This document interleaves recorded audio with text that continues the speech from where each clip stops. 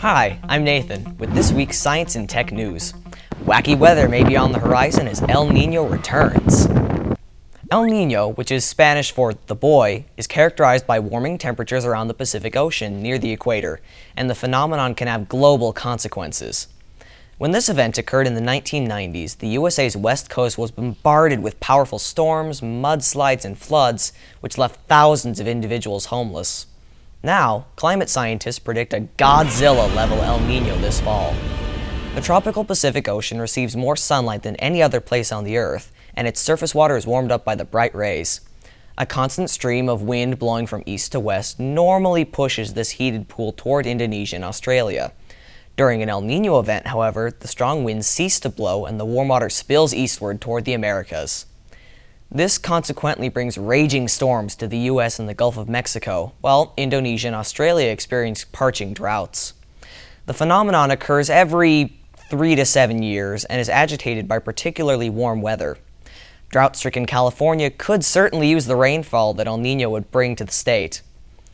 Researchers constantly keep track of the weather around the tropical Pacific, and it appears that water temperatures are now similar to those before the El Niño of the 90s. El Niño is typically followed by a sister event called La Niña, Spanish for the girl, which is characterized by unusually cold ocean temperatures in the central and eastern tropical Pacific.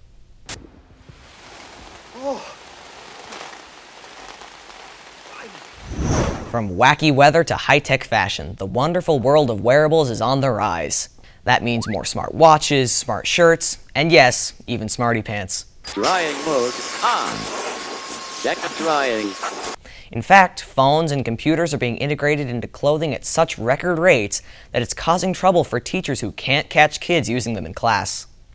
MIT students, for example, are taking social networking to the next level with Bluetooth-enabled t-shirts that electronically display your interests. I guess your style really can say a lot about you.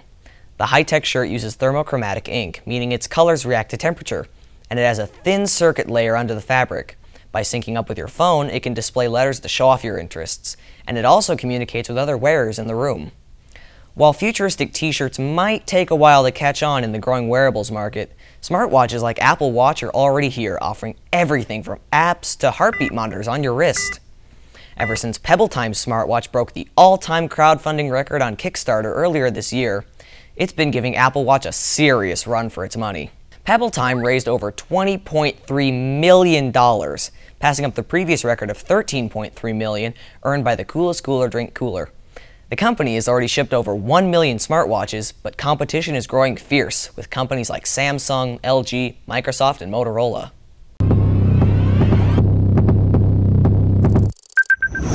Drinkable books are turning sewage into drinking water for millions of people in the world who don't have reliable drinking water.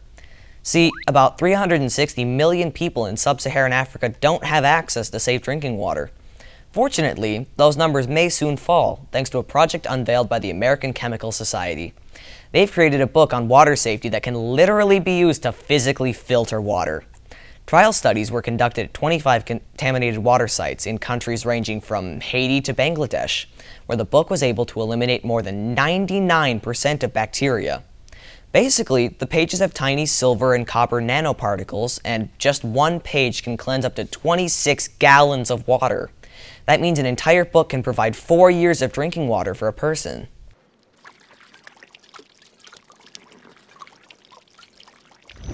NASA's Cassini is unlocking the secrets of Saturn's moon after doing a final flyby of Dione moon. Saturn, the sixth planet from the Sun, is a gas giant named after the Roman god of farming.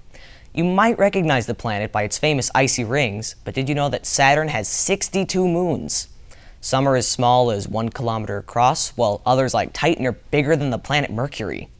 Cassini zipped by about 300 miles of Dion's surface, where it'll be collecting gravity science data and analyzing dust particles with the Cosmic Dust Analyzer. Scientists are also on the hunt for possible water activity, like the geysers found on Saturn's Enceladus moon.